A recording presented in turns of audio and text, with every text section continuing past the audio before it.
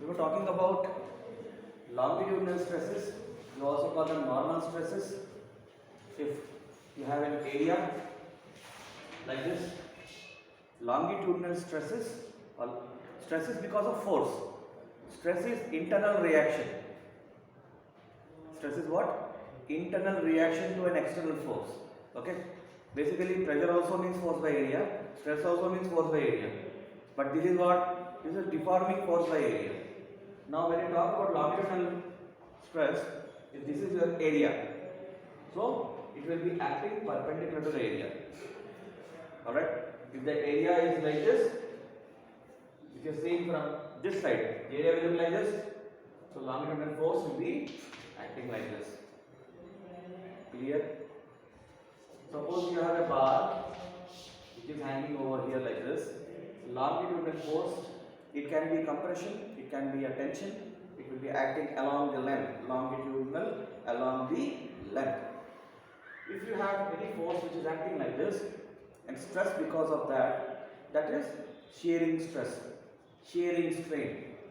Any strain basically means change in length by original length. Change in length by original length.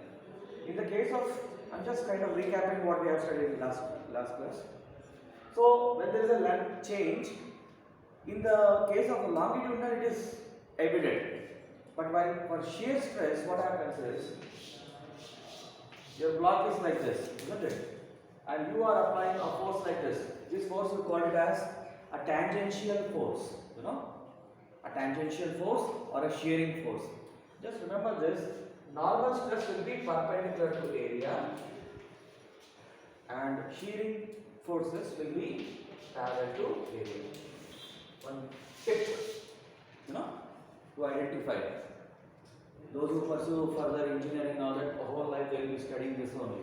Civil, mechanical and all those engineering students, it is bread and butter for them.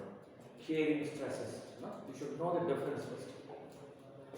Now here, I have drawn what? The front face of the cube, isn't it? The front face of the cube I have drawn.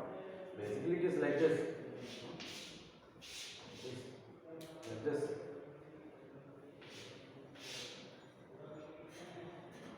Your cube is like this. So you are applying force like this. Try to imagine in a 3D. Okay? So if you have, this is what your cube or cuboid now. This is how it looks now. So if you are applying forces like this, which type of force is this? Shearing forces. Okay? These are shearing forces. Okay. So in the case of longitudinal forces, we have studied about Young's modulus. Young's modulus, different objects will have different Young's modulus, is stress upon strain. Longitudinal stress upon longitudinal strain. Okay? What is stress? P by A. This is delta L by L.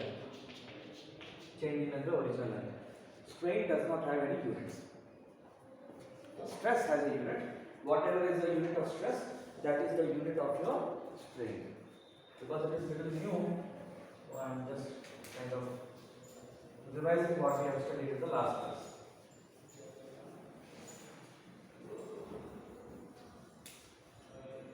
Right. Now, I also told you about volumetric stress, isn't it? I told you how to calculate the volumetric stress. Volumetric stress is force upon area only. It will be acting on the surface area of the, if you take a cube or a sphere or whatever, it will be acting on the surface area of that. So force divided by area only. Even if it is a volumetric stress, we will not divide by volume. What will be volumetric strain? Changing volume by original volume. Alright. So dG by V. This is what is volumetric strain.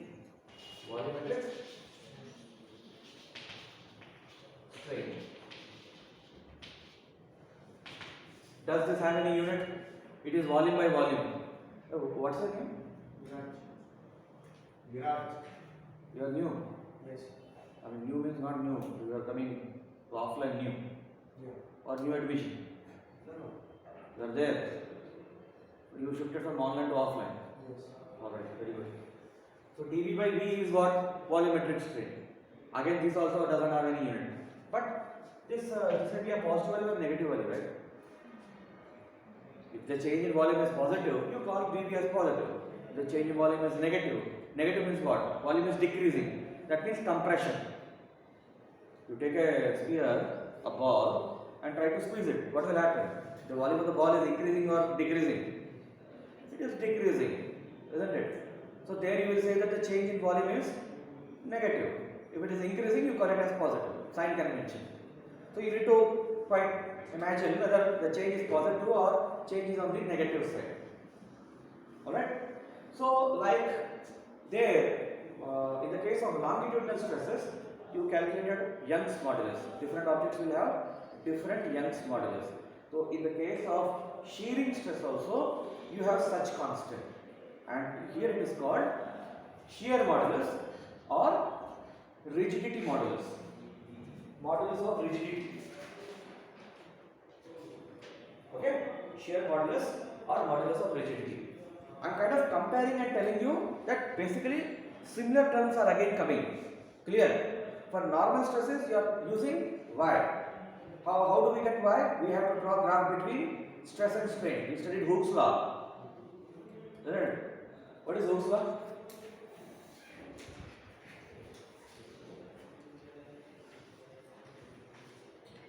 What is Hooke's law? Devraj, what is Hooke's law? E is equal to that stress upon strength. But what is that? If I draw a graph, how does the graph look? The graph will look like this, right? No, right. The graph will look like this. How? Right. Straight, like this. From here. Good. Sit down. You're right about Hooke's law. Its law is there, no? Right. Okay? Yeah. Giving book will impress me, but studying will impress me more. Okay? Go and write it. Hooke's law. So here we know that we have seen the graph shape. If you draw a graph between stress versus strain, it starts from 0. If you are increasing stress, the strain is increasing up to a limit. That is only a part of the graph. The detailed graph I will discuss later. So when you find the slope of that, you get the Young's modulus. So similarly in the case of rigidity modulus, shear modulus, I said, or modulus of rigidity. In the case of shear, there also stress upon strain we will calculate. But here the constant name is what?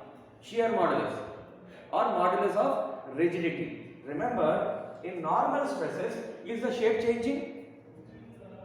There are two things, shape, size. Okay, you take a bar, you drag it, pull it. Shape changing? Shape is not changing, size is changing. This became something like this. Okay, so normal, shape, size. In the case of normal, shape changing? No. Size changing? Yes. Clear? If it is shearing forces, here it is reverse of this. Shape changing? Yes. Size changing? No. So if you can ask me that when you are applying a force like this, so here you call this as L and you call this as delta L, right? Then what is this delta L, sir? I am not understanding. You are talking, here it is clear, length is getting extended. Then why you are putting delta L like this? Here you are saying relative to this point, earlier the point was here. Now, relative to this point moved up to here. Clear? Clear what I said? It is a relative displacement. With respect to this point, it got moved inside. Okay? So this is your delta L. Clear? Understood the difference between longitudinal stresses and shearing stresses? Alright? And this is not acting on just this. It is acting on the block actually. If I remove it, it will go back. So is there a change in shape? There is no change in shape, isn't it? No, there is a change in shape. Okay. Earlier the shape was rectangle. Earlier the shape was rectangle or cube. Now it is something else. It has become a parallelogram. But earlier this was a line. Now also it is a line only. Clear? Understood the difference now? So here, if you want to calculate the shear modulus, how you will calculate? Just write this. Just write down this. Any important point you write it. Or you already have discussed all these points. It's there in your notes.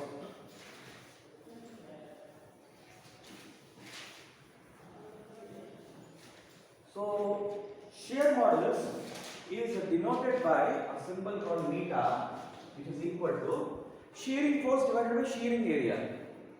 Shearing force divided by shearing stress divided by shearing area. Okay, this is like equivalent to your Y, Young's modulus. So it is shearing stress by shearing strain. Any modulus is stress upon strain only. There you talk about normal stress, here you are talking about shear stress. Alright. So what is shearing stress? It is F upon A. What is shearing strain? I told you it is theta. Remember? You know how I got this theta? This was your block. This is the force you applied. This is the shape it took. So this you call delta L, this is your L, this is your theta. So delta L by L is your strain. So delta L by L in this small triangle is tan theta. So tan theta is equal to delta L upon L. Clear now? When theta is very small, theta is like 0.0000000001. Tan theta is equal to same. You can put it in the calculator and see. Okay? It's basically a concept in the maths actually. But you need to understand that when theta is very small, tan theta is equal to theta, sin theta is equal to theta. Okay? Theta is very small, cos theta is equal to 1.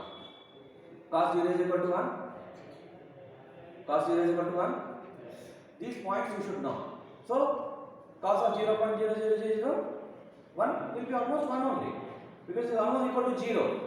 Only sin theta and tan theta becomes equal to theta. But cos theta becomes equal to 1.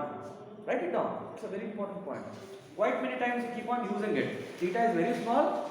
Sin theta is theta. Tan theta is theta. But cos theta is equal to 1. So, this delta L by L I am calling as theta, which I have put here. So, this is the formula to calculate rigidity modulus.